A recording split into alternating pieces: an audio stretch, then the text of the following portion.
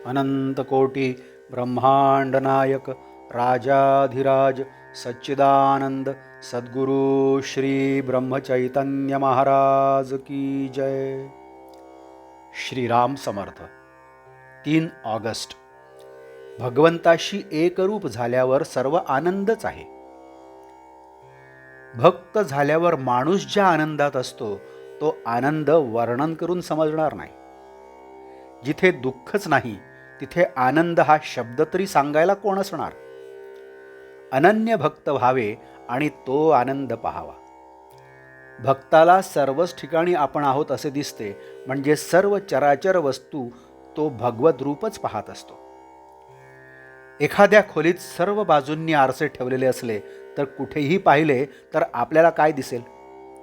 आपल्या स्वतःशिवाय दुसरे काहीच दिसणार नाही। म्हणजे सर्व ठिकाणी एक भाव झाला तिथे दुःखाचे कारणच नाही, तिथे सर्वच आनंद असतो।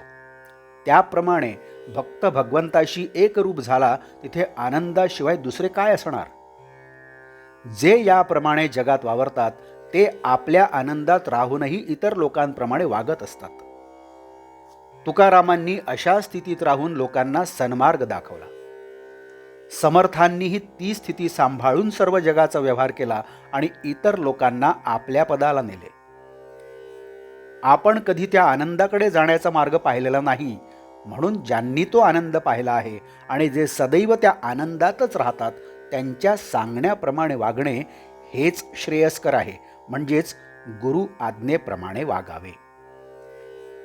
आपल्याला वाटाड्या भेटला म्हणजे त्याच्यावर विश्वास ठेवून आपण चालतो, त्याप्रमाणे गुरूंच्या वचनावर विश्वास ठेवून आपण वागावे, म्हणजे आपले हित होते। एखाद्या आंधळ्या माणसाने साखर समजून जर मीठ खाल्ले तर ते खारट लागल्या वाचून राहणार नाही। त्याप्रमाणे आनंद मिळेल या कल्पनेने आपण विषयाची संगत धरली, पण त्यापासून दुःखच प्राप्त झाले। पुष्कळ वस्तू मिळाल्या तर त्याने पुष्कळ सुख मिळते असे मानणे हा भ्रम आहे। खरे किंवा पुष्कळ सुख म्हणजे कायमचे सनातन सुख होय। ते सनातन वस्तूपाशीच म्हणजे भगवंतापाशीच असते। भगवंताचे आपण झाल्यास सुखी हो। तोंड गोड करण्यासाठी जशी साखर खावी लागते तसे आनंद प्राप्त होण्यासाठी नाम घ्यावे लागते। आपण प्रपंच दुसऱ्याचाच करतो, आपला करीतच नाही।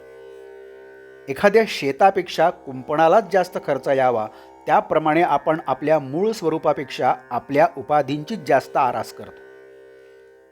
आपण सर्व मिळवतो पण सर्व ठेवून जावे लागते। आपल्या फायद्याचे केले तरच आपला प्रपंच, भगवंताचे स्मरण तेवढाच आपला प्रपंच। आपण आईबापांवर, नवरा बायकोवर, मुलांवर, नातेवाईकांवर, शेजाऱ्या पाजाऱ्यांवर सुखासाठी अवलंबून राहिलो तर सुखी होणार नाही। आपले दुःख किंवा यातना जर कोणी नाहीशा करीत नाही तर मग दुसरा कोणी आपल्याला सुख देईल ही कल्पना कशी खरी ठरेल? आजचे बोधवाक्य। परमात्म्याचा आनंद अखंड मिळावा, मी त्याचा व्हावे ही दृष्टी ठेवून नामस्मरण करावे। जानकी जीवन स्मरण जय जय राम। नमस्कार। आपण या चॅनलला नवीन असाल तर कृपया सबस्क्राईब करा।